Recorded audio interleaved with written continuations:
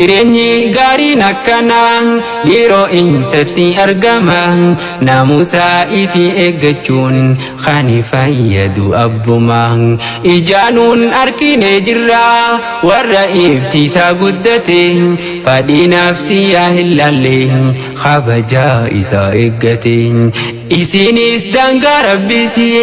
osoo hin dabrin jiraatte hireensi hanga dhuftutti naamusaan teessee eeggate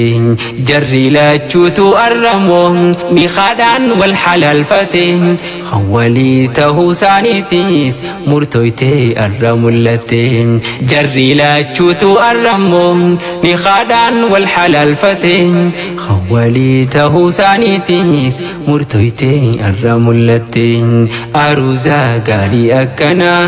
milkii heerumaa gammachuun kan isin dabaaluuf dhufne hundinuu guyyaa ililchuun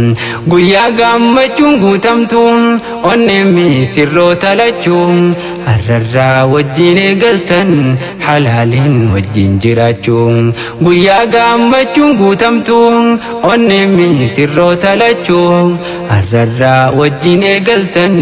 halaaliin wajjin jiraachuun har'arraa wajjin eegalan halaaliin wajjin jiraachuun